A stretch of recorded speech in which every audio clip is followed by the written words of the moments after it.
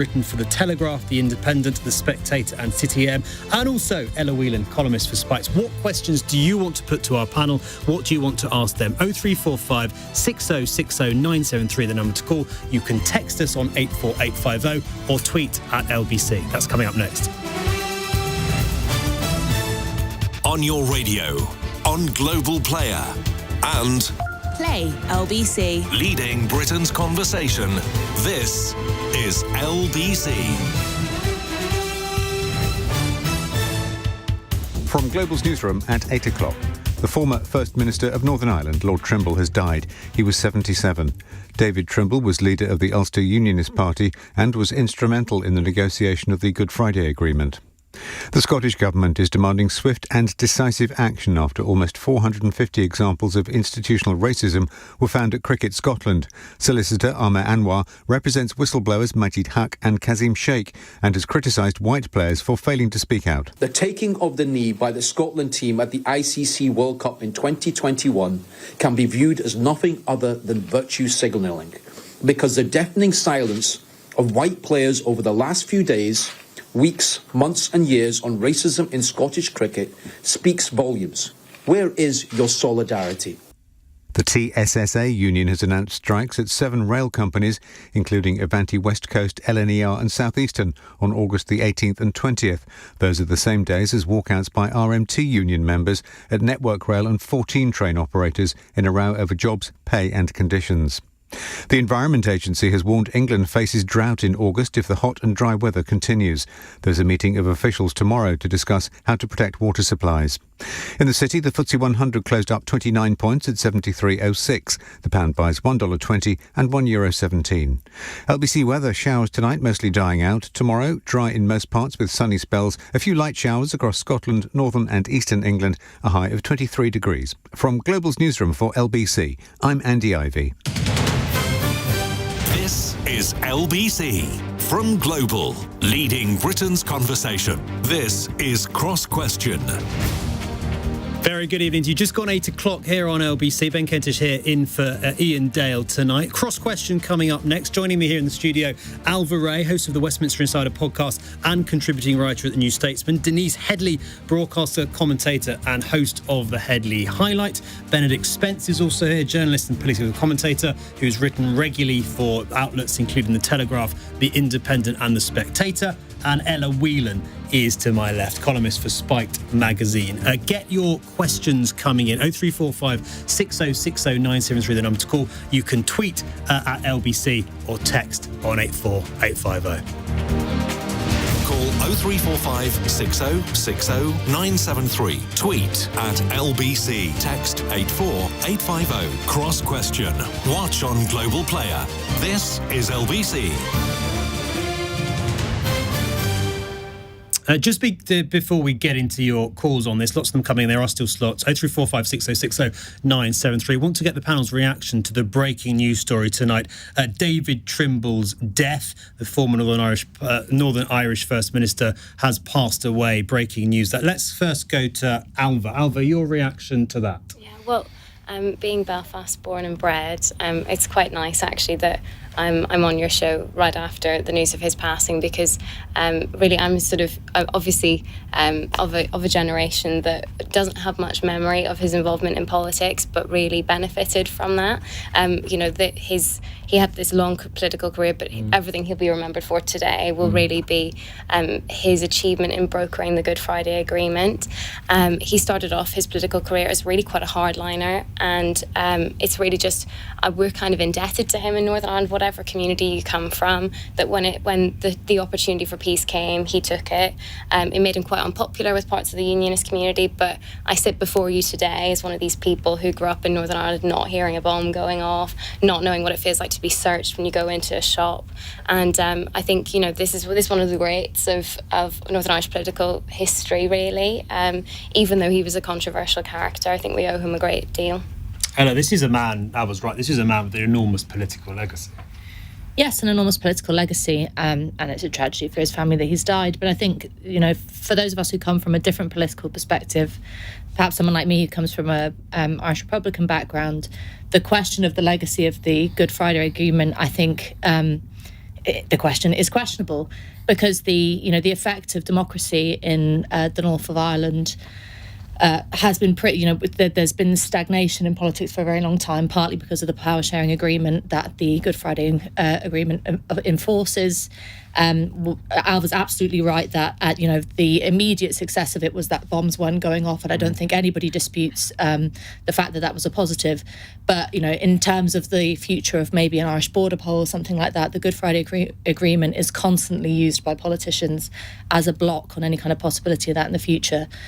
So yes, David Trimble played a particular role, very central role in securing that. But I think there are significant numbers of people in Ireland who understand that the Good Friday Agreement has not been the kind of blessed sacrament that it's made out to be. Benedict, on that, you were nodding along there. David Trimble, Lord Trimble, has died with clearly Northern Ireland in a much better place than for much of his life, but still with real issues, particularly around the Assembly and the Executive, to still be addressed. Though I would say it's a great tragedy, obviously, for his family and for Irish politics, Northern Irish politics in general. But I would say, given where we are right now, with a war going on in Europe, for so long, what we often heard in political commentary around this country's relationship with the European Union and what the European Union had done was that there was no conflict, there was no war in Europe. And of course, that very conveniently ignored the Balkans. And it did also ignore the political insurgencies in places like Northern Ireland, also in the Basque Country and elsewhere. In Italy, for example, a great deal of political violence in the 70s and the 80s. And I think it sort of brings home, whilst there is a real war going on right now in Europe, I think it must make us all reflect on the value of diplomacy, of negotiations, and sometimes of very imperfect political outcomes, because often that is infinitely preferable to a situation where innocent people are dying on the streets every day. And so I think we have to look at the legacy of that period and look at it as a very imperfect one, but certainly far better than it was possibly before our time. And on that, Denise, do you think there's a sense to which people will look at people like Lord Trimble, compare them to our current crop of politicians on all sides of the divide, both sides of the House of Commons, and say you just don't get them like that anymore? I think so. I mean, I thought the point that Benedict was making was really an important one about diplomacy, especially given where we are at the moment, but also the point that was made previously about people's lived experience post the Good Friday Agreement. So I think in terms of the calibre and the what I would call almost like the moral fortitude, I don't think they make them in that mould anymore. Thank you, Denise. Let's get straight to your call, shall we? 0345 6060 973, the number to call. Michael is in Hampton. Michael, you want to ask about something we've been talking about a few minutes ago. Fire away. Yes, what benefits if a Labour government will give at the moment where we've got things that really are out of the government's control, i.e. the war, the increase in energy costs, and just come out of a pandemic. Will the Labour Party be able to do something about the 10 or 11% inflation if they get to power? Will they be able to do anything about talking to Putin about trying to get some negotiations going? And from my experience, governments where you've got full employment are very rarely kicked out. Ella? Will the Labour Party be able to do anything differently? Yes and no. I mean, it is a possibility. I really don't buy, I understand where Michael's coming from, but I really don't buy this idea, particularly when it comes out of government ministers' mouths, that there's not very much we can do because, over to the left is the war in Ukraine, over to the right is the pandemic, and, my hands are in the air, my hands are tied. That's the kind of line you get from politicians too often, and that's not true. If you think about, in relation to something like the pandemic, very few people predicted what was going to happen in Ukraine. But if you think about something like the pandemic, at the start, being taken by surprise is fair enough. But then you had 2 years of political decisions made by a government backed up by an opposition. The Labour Party didn't, suggest anything different to what Boris Johnson was doing. In fact, if anything, they wanted harder and stricter lockdowns. Those political decisions have had an impact economically, socially, and the fact remains that the Labour Party, in terms of the kind of economics of the pandemic, wanted to keep, schools closed for longer. They wanted to keep people off work for longer. They wanted they were constantly pushing for stricter restrictions. And if you're going to come along and say that the last 2 years have had an impact on the economy, or that, Rishi Sunak has screwed up, which, by the way, I think, it's pretty clear that he has. I'm certainly not a fan of the Tory party either. you're going to have to be able to prove that your track record said something different. And I think it's very clear to most people that, the space between the Labour Party and the Conservative Party at the moment is thinner than a Risler paper, in terms of policy, in terms of vision, in terms of kind of the practicalities of what it takes to boost an economy. There is no big ideas floating around. Is that because anymore. the Tories have drifted to the left or because Labour's drifted to the right? I think it's because they're both drifting in space nowhere. I mean, because there is literally no politics with a big P happening at the moment. In the Conservative Party, you have a kind of pathetic row over taxes. Taxes are important and everything, and but it's not a solution. Scraping a few pennies from here or there is not a solution to an economic crisis that has been decades in the making. And what does the Labour Party? The Labour Party is currently having an internal spat over whether or not it's going to nationalise things, and the rest of us are sat at home thinking, Jesus Christ, I'm facing bills of up to £3,500 come the winter. Could somebody maybe have some kind of vision here and put something different on the table? It's a very depressing picture at the moment. Ailbhe, Ella says they're all the same. Keir Starmer and whoever the next leader is would obviously reject that. Who's right in your view? I would think it's kind of incorrect to say that there's no difference between them or that there's no big politics happening. I think actually, I agree with Ella that there's a bit of a failure or huge failure in the Tory leadership contest to address the concerns of ordinary people right now. Certainly, it's this sort of strange disconnect, taxes between Rishi and Liz and then sort of worrying about bills around the country. But that is real politics going on. This question about taxes, it isn't just a few pennies. I think, regardless of your view on it, what Liz Truss is proposing, like a massive programme of tax cuts and deregulation, would be a huge political risk, would be like a big move to the right in terms of the Conservative Party's economic agenda.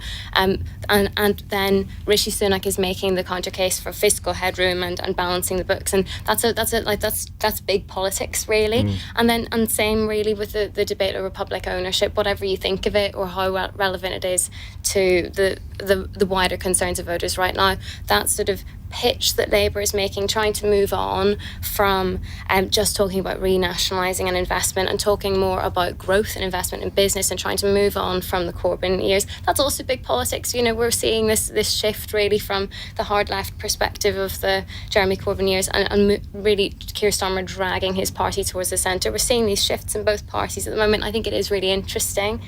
Do you think Labour's doing enough? The question was about Ella saying effectively Keir Starmer's not distinguishing himself enough. Michael, our caller, says doesn't seem to know what Labour would really do if it got power.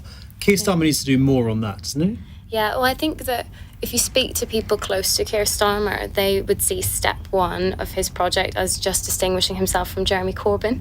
And then really it's like when you have the time of the platform of a general election campaign that you then distinguish yourself from your Conservative opposition when you actually have the airtime for that. Because the problem in opposition is that really it's just such a challenge to cut through, that Labour do release policies all the time, even if they're not terribly inspiring. We get them in our inboxes just as boring press releases, but they don't really cut through when they're not shifting decisions at the moment. I would say that Keir Starmer has effectively done step one. No one on this panel, I would say, thinks that he's similar to Jeremy Corbyn, and I think the voters understand that too, and I think that was their absolute priority, moving on from that era, whatever you thought of it, trying to sort of distinguish from that, and I think get in particular with the announcements that we saw today to help voters get over this perception that they couldn't trust Labour with the economy under Jeremy Corbyn, that they liked his ideas but they worried that it wouldn't be affordable. The message that we heard from Rachel Reeves today was, don't worry, whatever we do, we'll definitely be able to afford it. If anything, it might be a bit restrained, it might be less inspiring, but you can trust us with the economy. They're really, really shifting the message. Denise, is that what voters want? Pragmatism, a hard-headed approach, or do they want to feel a bit more excited? Ailbhe talks about Jeremy Corbyn. His policies did grab the headlines in a way that Keir Starmer's aren't.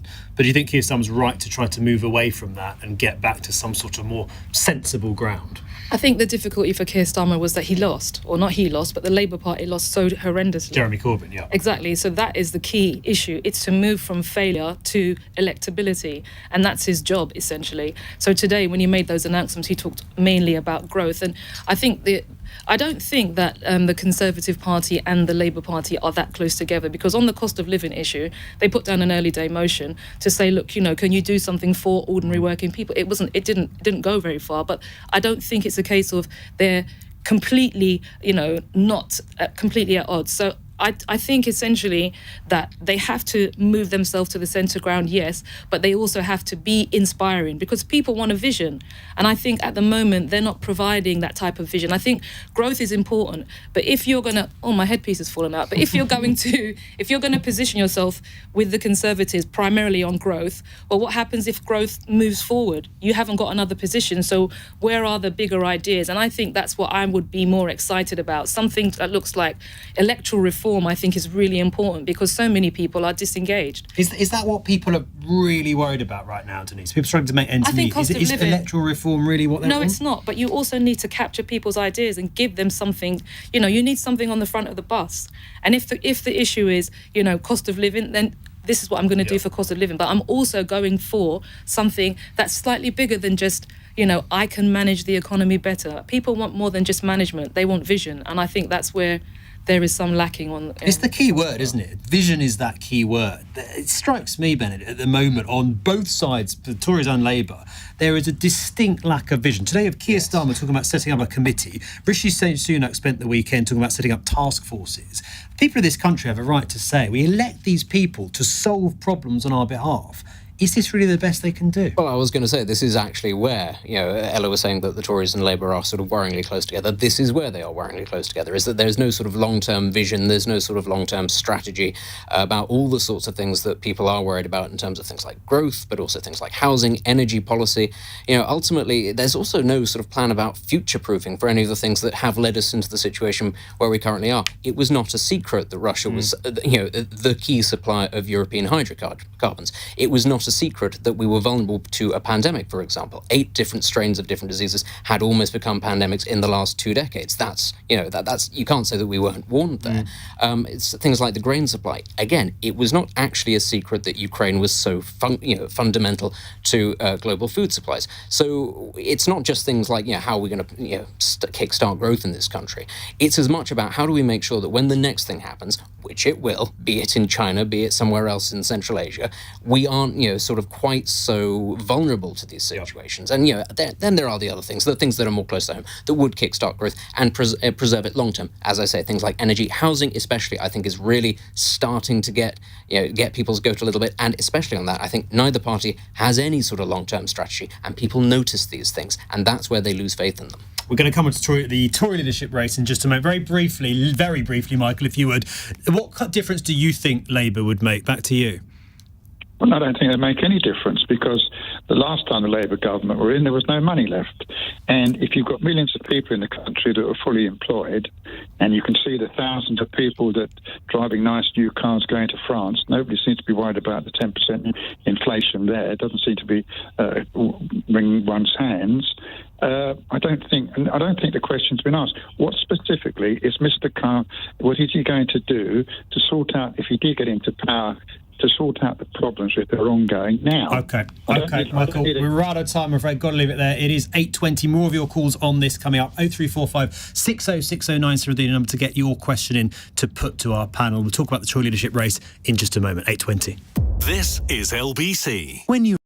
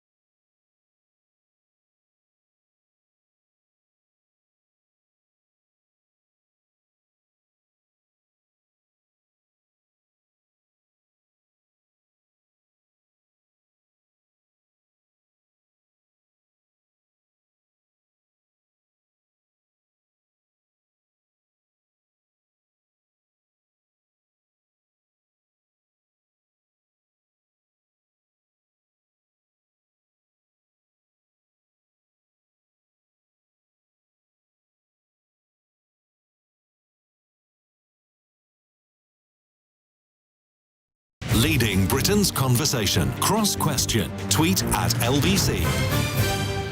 8:22 is the time. Let's get straight back to your questions. Christine in Durham asks, Rishi Sunak and Liz Truss have both pledged to run positive campaigns. Are we seeing that? Benedict? I mean, ostensibly from the candidates themselves, yes, they've not said anything that is too prickly. But from behind the scenes, absolutely not, because that's what you have underlings to do, is to throw the grenades for you whilst you stand there looking good. It's a bit unedifying. Neither of them has actually been elected Prime Minister yet, and I'm already thoroughly bored of both administrations. I think that, this is what it's sort of descending into, because ultimately what it is boiling down to is two candidates who don't really know what they're going to do when they get into power. I know that Liz Truss has got lots of ideas about what she's going to do, but realistically she has infinitely less experience, certainly when it comes to the financial side, than Rishi Sunak does. It's very easy to sort of waft around the globe, signing trade deals that are basically taken from somebody else with a few little twists and turns here and there. But, I think the very fact that we've got both of them and they are sort of jostling to see who can be more like Thatcher, and I just think that speaks really to the situation that we're in. We've got a political party that is still kowtowing to the memory of a woman who won power almost half a century ago. And because that's going to appeal to Tory members who are also from that decade. And, this is what we say when we talk about a gerontocracy. We're talking about people of a certain generation. They're the ones that will be deciding the Prime Minister. Completely flying in the face, actually, of what most of the country wants. And what's rather interesting, I think, is given what Boris Johnson did to win the last general election, taking seats away from Labour in former, those so-called red wall seats, working class areas that were completely at the antithesis of everything Margaret Thatcher stood for, why it is they think that this is a fantastic idea to go back to the good old days when half of the country absolutely loathed the Tories because of Margaret Thatcher. I'm just not sure why. And I think ultimately that's why it's getting a little bit scrappy, because both sides are pretty short on ideas. Ella, is that part of the Tories' problem here, that the people choosing our next Prime Minister, our next national leaders, 170,000 odd of them, they're totally out of touch with public opinion? Is that a problem for the Tories? Because, as Benedict says, that's surely why Liz Truss and Rishi Sunak are competing to see who can be most like Margaret Thatcher. Liz Truss is literally dressing up as Margaret Thatcher. Although I think maybe her attempt at wearing Claire, I don't know that Thatcher ever wore Claire's accessories earrings, though I love Claire's accessories and I'm wearing their earrings right now, so I have nothing against them. Her necklace went for £40,000 at auction. Yeah, Margaret Thatcher. Yeah. Was it Claire's accessories? I don't know, but if it was, that was a good investment. Maybe that's a point in Rishi's favour, his expensive suit. There is a process, and this is the process that we're in, that the Tory members pick the next Prime Minister. You can't complain about that too much. But it's a ludicrous way of choosing national leaders, isn't it? But what I'm saying is, that's the process, but there is a more important, a broader question of democracy, which is that the Conservative Party, through deposing Boris Johnson, and whatever about his flaws and the criticism against him, I largely agree with them, have caused a situation in which the next Prime Minister is pretty much being elected like a pope, in a puff of smoke, and the rest of us have to deal with it. They've both ruled out the prospect of a general election. And, Ailbhe was talking about the fact that Keir Starmer's just on step one. Well, we're going to have to wait 3 years, until 2025 to find out what step two is. That's stasis in politics for a very long time.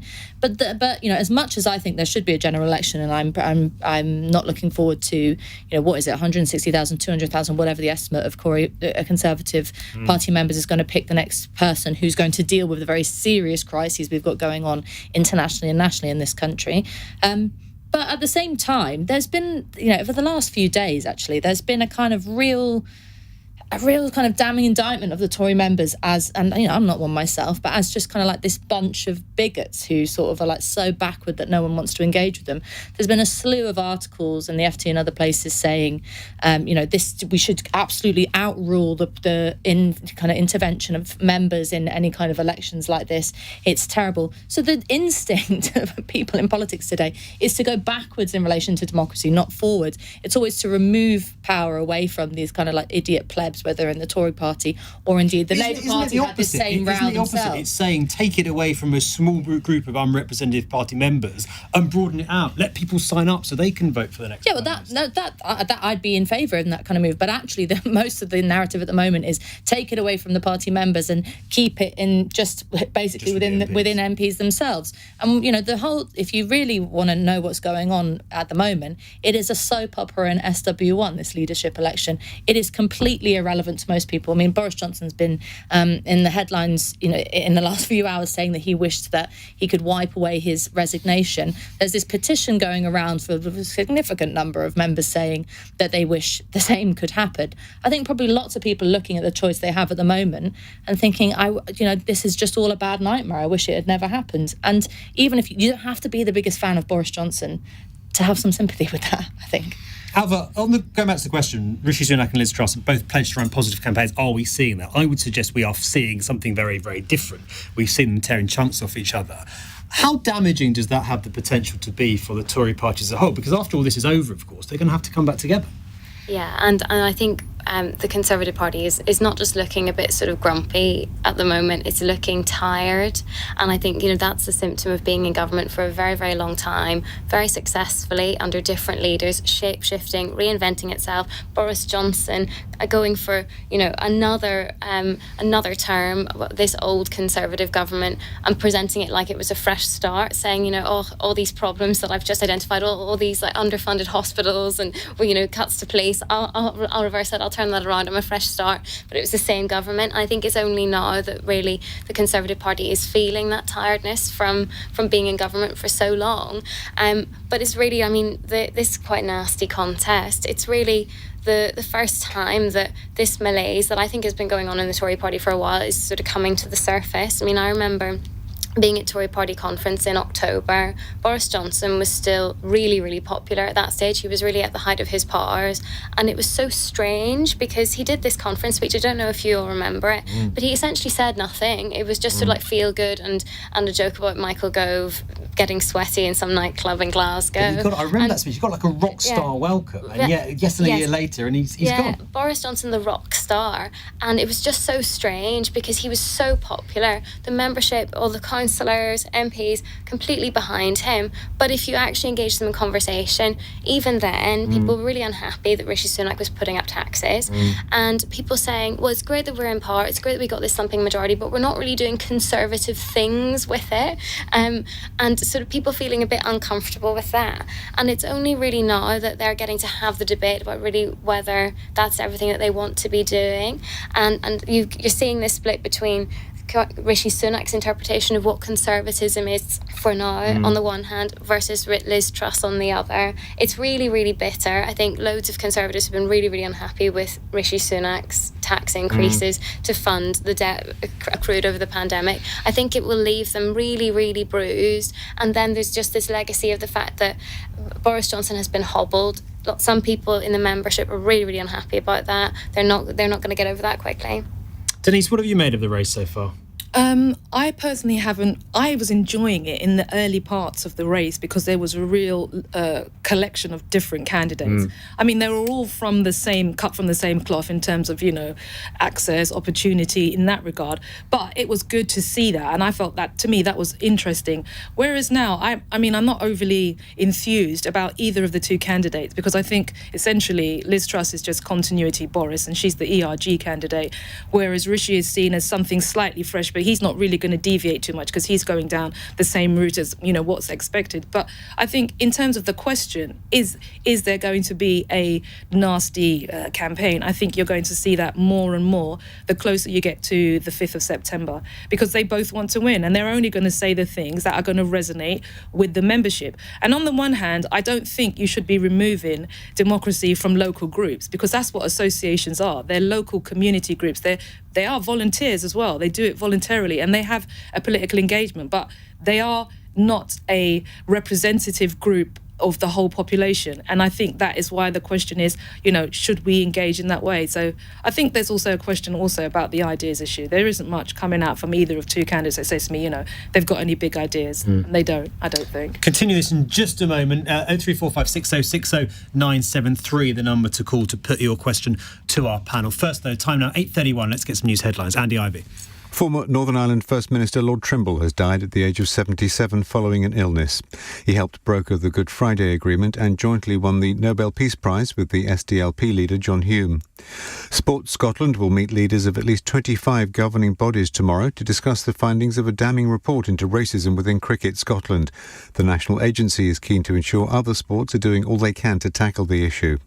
The Goodfellas actor Paul Sorvino has died at the age of 83. He played Paul Cicero in the classic 1990 crime film alongside Robert De Niro and Ray Liotta. LBC weather, tonight showers mostly drying out, tomorrow dry in most parts with sunny spells. A few light showers across Scotland, northern and eastern England, a high of 23 degrees. This is LBC.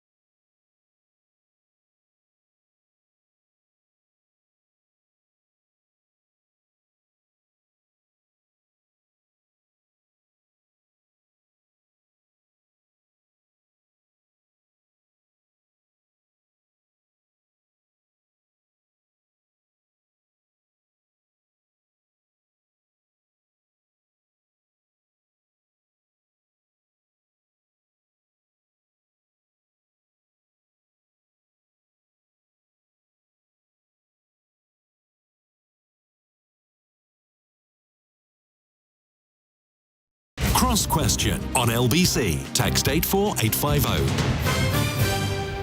8:34 the time. You're listening to LBC. Me, Ben Kentish, in for Ian Dale. Joining me in the studio for Cross Question this evening are Ailbhe Rea, host of the Westminster Insider podcast, Denise Headley, the broadcaster and commentator, Benedict Spence, political commentator and journalist, and also Ella Wheeler, columnist for Spiked Online. 0345 6060 973, the number to call if you want to ask our panel a question tonight. Jason in Surrey, stepping away from the Tory leadership contest just for a moment, asks, why did Brexit supporting ministers not foresee customs and visa requirements? This is, of course, I would think, in relation to the chaos we've seen in Dover over the weekend. This is, Ella, exactly what the Remain campaign warned us would happen, is it not? Yeah, but come on now. The Remain campaign said that basically, and you know, particularly ardent Remainers who couldn't accept the result of the vote afterwards, just use the B word for anything that goes wrong. You know, if it rains, it's Brexit's fault. If it, you know, anything that goes wrong, it's Brexit's fault. But these checks that are being delayed, they are only necessary because we've left the EU. Brexit is a direct consequence. This is a direct consequence of Brexit. Indeed, and you know, I think we should hold the government responsible for not being able to handle a significant change in process. I mean, it's just fundamental. You don't have to be a Brexit hater to understand that if you change a system and you change rules and regulations, you're going to have to be able to deal with that. And the Conservative government hasn't been able to deal with that. And I say that as a passionate Brexiteer who was very invested in the process of and the spirit and dream of reclaiming democracy, reclaiming sovereignty, and all those things that was the meat of Brexit.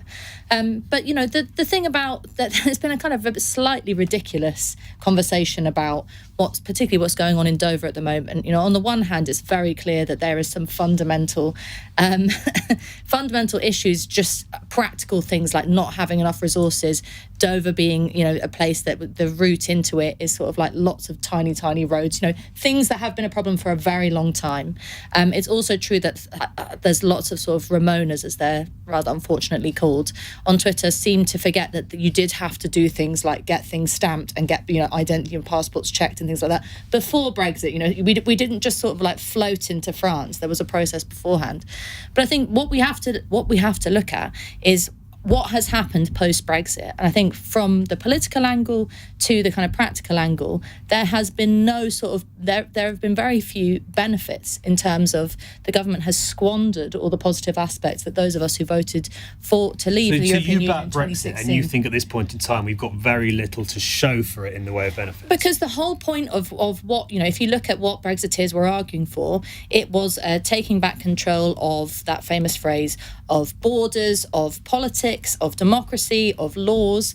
And, you've got you've had a government that has wanted to play footsie with the European Union for the last few years. No matter the rhetoric about kind of like being strong and being sort of strident with them, we still are sort of hampered by regulation. If you look at things like the Northern Ireland Protocol, that's been a very unsatisfactory situation. If you look at things like the thing I was most excited about, which was the spirit of democracy, the idea that politics was going to come back into the hands of the every man and woman because of the way in which removing our relationship with the European Union would make our politicians more accountable.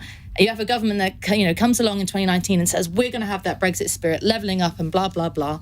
And then you have a pandemic, 2 years of a pandemic where Boris Johnson forgets every single libertarian bone in his body, attacks civil liberties, is really down on democracy, emergency legislation is brought in, and it's very clear that they wouldn't know what Brexit means if it, hit them over the head. So that I'm not regretful, by the way. Why not, though? I was going to ask you to say that, because you say, look, what are we, 6 years since the vote? We haven't got any benefits to show for it in your view, and yet you still think it was the right thing to do. Because Brexit wasn't a policy question, and it was not a question that was reducible to does the border work at Dover. It was about something far more fundamental, which is what none of the politicians at the moment seem to understand, which is that the people who voted in that referendum, many of whom it was for the first time in their entire lives, never mind their political lives, it was about saying something fundamental about the every man and woman's ability to have a say in politics. And I think that is that there has been nothing greater in British politics in my lifetime, and certainly in many, many decades, than that powerful assertion of sovereignty from ordinary working class people. Okay, Ella, is Ella right, Denise, that Ramonas, to use her word, are far too quick to blame everything? Not my word, You used it. You used it. You said regrettably, and used it nonetheless. Too quick to blame Brexit for everything that goes wrong in this country? I think the whole debate where we descended into this very polarised conversation was damaging to the country as a whole anyway. The issue is now Brexit it's not done, but it's a work in progress. And quite frankly, that work in progress hasn't yielded the dividends. And what's happening at Dover is an example of that. Also, I think if you remember back at Christmas, we had a whole range of animals being slaughtered because we don't have the workers coming in.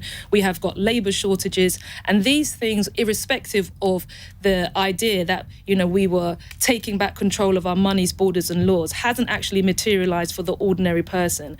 Part of the Brexit dividend was supposed to be that we were going to have, tremendous trade deals. And I think I retweeted today a video that basically was saying that we weren't going to have any problems at Dover. Well, that's clearly not the case.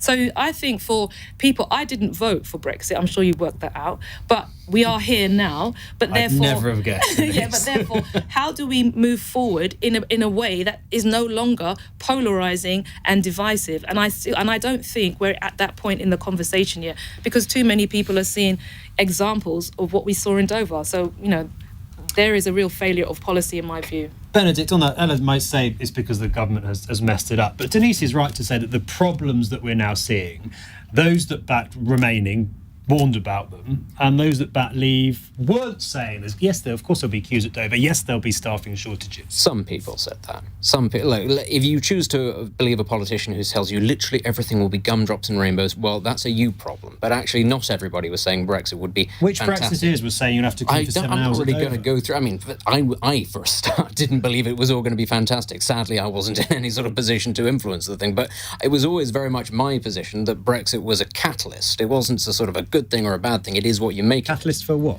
It is what you make of it. It is entirely dependent on what governments you get afterwards. And I think what Ella says is very important. It was about taking back control. There was there was a sense in this country that things didn't improve, they didn't get fixed, they didn't, when something went wrong, you'd write to your MP and they'd say, oh, well, I'd love to do something about that, but that's Europe's remit and there's nothing we can do and it's just going to have to stay the same, it's going to have to atrophy, and this is just the way of the world. And I think that's what really irked a lot of people, and so they voted for something that would give, they thought, their politicians more control. And now when you have problems at the border and you have lots of people saying, oh, well, this is all Brexit's fault, I think the attitude of a lot of people is, well, go on then, fix it, increase capacity, come to some sort of agreement with France on the other side. But certainly I would have thought increasing capacity, as Ella said, these queues, I've been stuck in queues at Dover for 18 hours before, for long before Brexit happened. This is not a new thing because it's a natural bottleneck, and almost all of our sort of vehicle, car traffic goes through there if it wants to get on the ferry, if it wants to go to that part of France. It's not a surprise.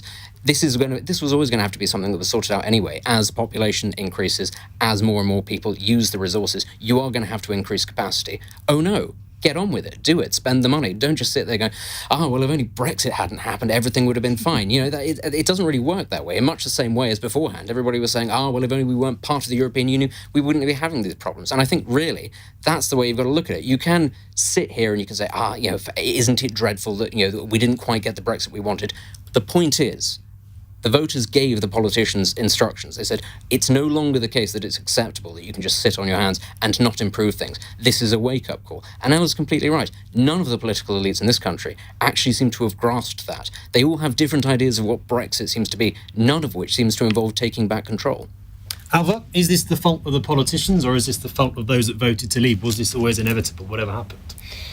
Well, I think on the very basic point, I suppose that without wanting to undo all of the progress we've made looking forward. I think it is just a fact that it used to be that you just had your passport looked at going over to France, and now your passport needs to be stamped. It's a material change that's it's more faff essentially. It's not that I take your point. It's not like people floated across the border before, but there are more checks. And that's just a sort of basic reality, whether you're okay with that or not. And I think that the heat could be taken out of that. That the people who voted for Brexit are happy for that to be another bit of friction when you go into France or back from France. But I think, on the wider point, I think Jason's question is such a good one because essentially none of us can really answer it. Why didn't ministers foresee customs checks and visa requirements and build capacity to deal with it? I don't have a good answer for you. I wish you had a politician on. They called them Project Fear. When these sorts of warnings were made, Ella, they said this is Project Fear. It's not going to happen. No, one of the things that you have to go rewind back and stick your head in 2016 and remember that at the time we were being told that I think it was David Cameron or someone said that if you vote for Brexit and if this happens, there will be economic catastrophe. The world will end. Okay, that was exaggerated. That kind of stuff. But they also said that travel will get more difficult. And it has. But I think in the look, the economy's in the doldrums. That no one's saying that there has been that as Benedict put it, kind of gumdrops and rainbows and sunny uplands. But the question comes down to which would you have preferred? Because if you were back to 2016, the narrative that you had was change with the possibility of risk, and actually Brexit has soaked up that possibility of risk and made that educated decision. Or what the Remain campaign was arguing was actually fairly negative. You remember it was saying, we know the European Union's pretty awful, they're pretty awful on immigration, we don't like this about them, we don't like that about them, we know it's not great, we know the country's not in a good place, but just don't change anything. And I am still invigorated by the fact that millions of people in this country voted for some kind of change, for a shake-up. I think catalyst is a good word for it. But it's also the fact that, you in situations where you can't let the European Union off the hook even now. Ailbhe talks about the fact that Brexiteers are happy to, deal with friction. Actually, that's not necessarily true. Part of the problems with, if you look over in Ireland and in relation to what's going on with the Northern Ireland Protocol and regulations, the whole war of regulations there. Okay. You have the European Union stipulating that you have to follow these rules, which to most people on the ground sound absolutely ridiculous. Paul's tweeted, Ben, respect to your Brexit supporting panellists calling a spade here, but we did very much float into France before. I worked for a company with a common parent in France, and we were lucky enough to be able to visit them regularly on the company private jet. Well, that's one way to get past the Dover chaos. Might I just say, though, we're talking very specifically about one case, Dover, and getting into France, where it's actually very politically expedient to bash the Anglos. If you try to get into Lisbon or Porto or Prague or Linate, actually nothing really has changed. But that's because it's a road. That's because it's a road border. But it's not the case, is it, that all travel into the European Union has got worse? In many cases, actually, because the queues are shorter, because you have your own special queue, it's a lot easier. Okay. Coming up, we'll speak to Jake in Largs in just a moment on mental health care. He'll put his questions to the panel. 0345 6060 973 if you want to do the same. It's 8:47. LBC, Nick Ferrari at breakfast. The NHS facing the greatest workforce crisis in its history. A report released by a group of MPs, chaired by former Health Secretary Jeremy Hunt. Why might the numbers be even greater than your report contains? We're about 12,000 doctors short, 50,000 nurses short. You can't solve these problems overnight, but what they want is a plan, and we haven't had that. Instead, we've been going backwards, and you can throw all the money you want in the world at the NHS, but if you haven't got the professionals there to do the operations, then you're not going to get the result you want. Nick Ferrari at breakfast. Back tomorrow morning from 7. Listen on your radio and on Global Player. LBC.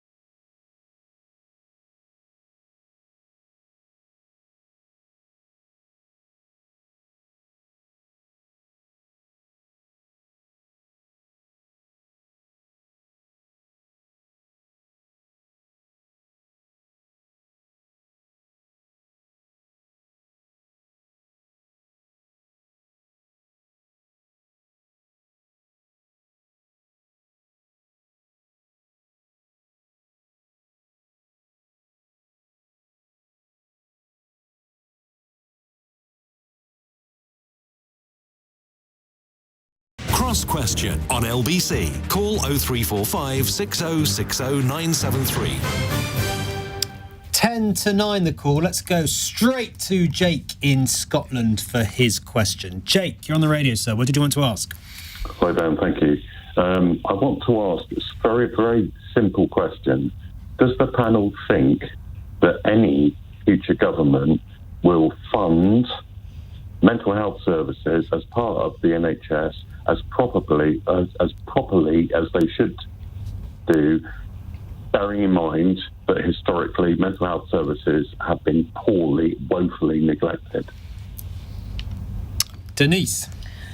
The short answer is no. I don't think they would fund it to that level of capacity, because I think the questions around mental health are very important. But in terms of them really addressing it for things such as CAMHS, I don't think you're going to see that. I mean, I was listening on the radio today. I think there's a new initiative that started out, and it's basically it's a house where people can go if you've got issues around, suicide. But there's one. It's one.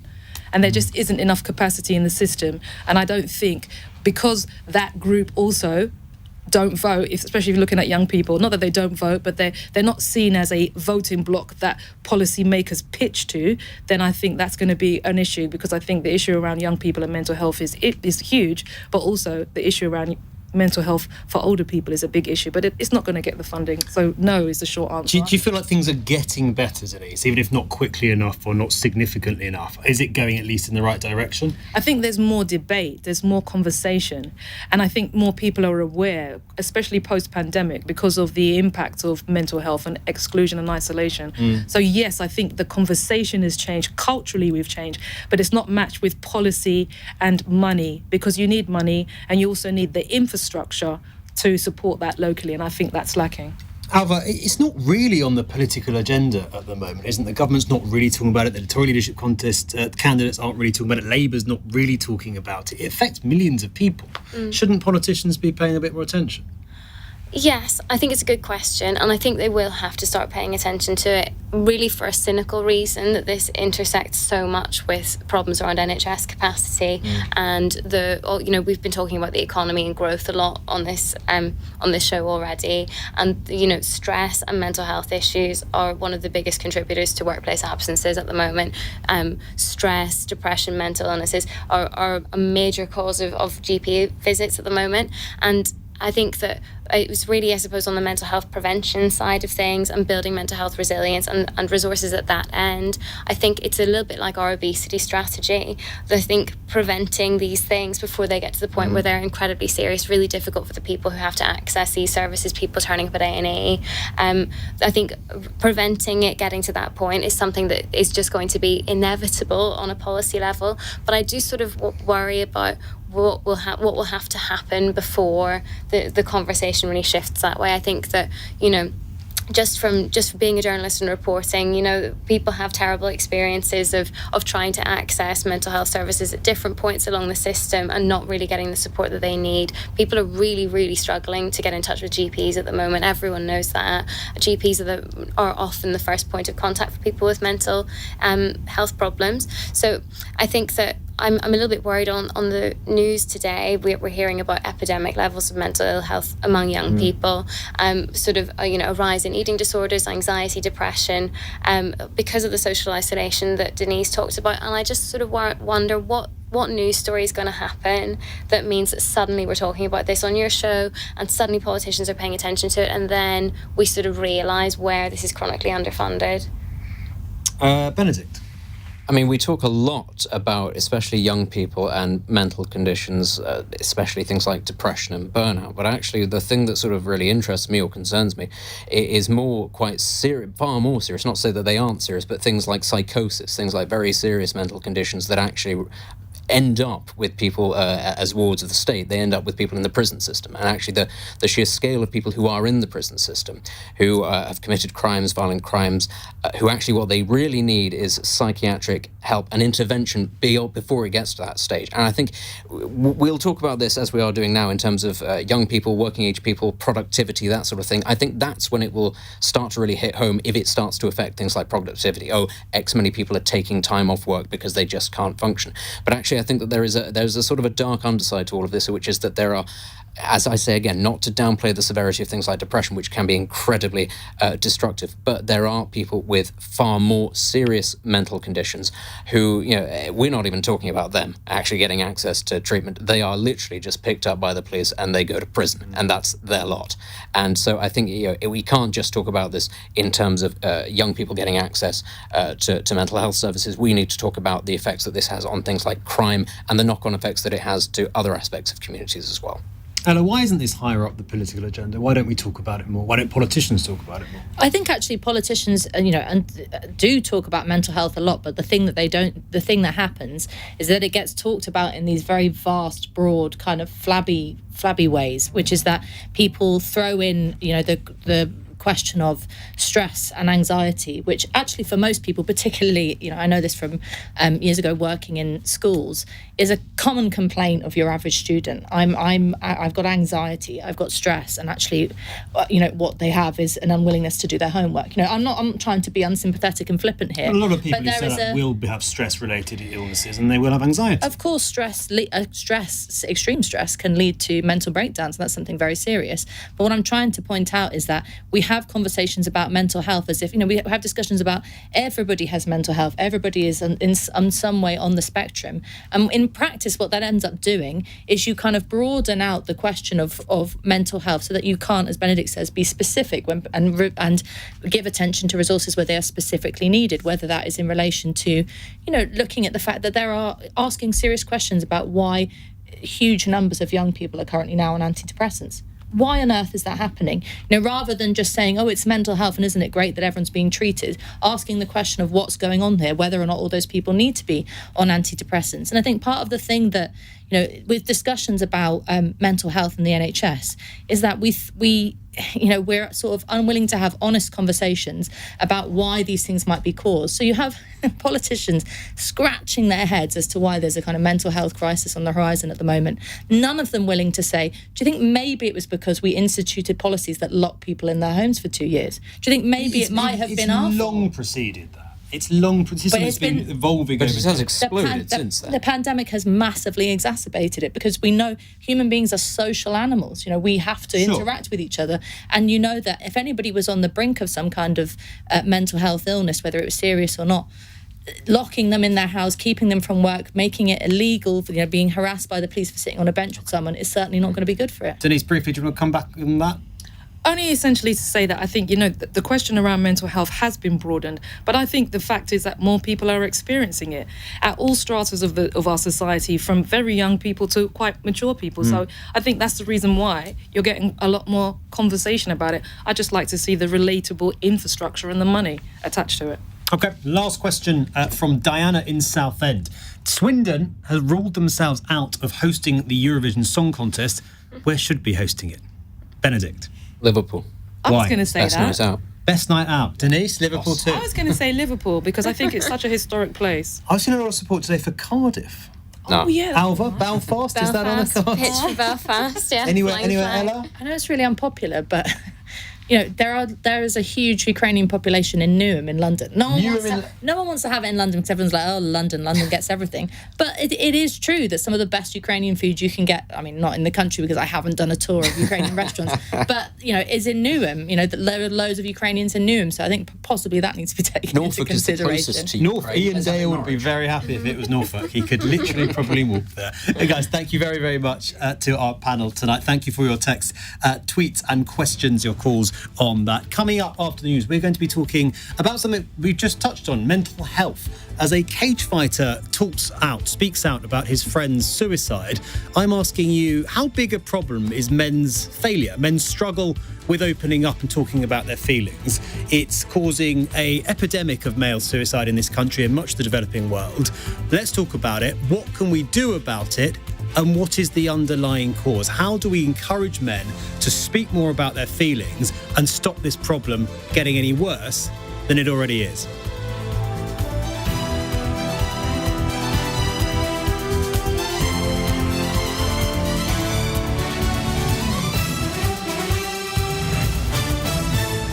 On your radio, on Global Player, and Play LBC. leading Britain's conversation.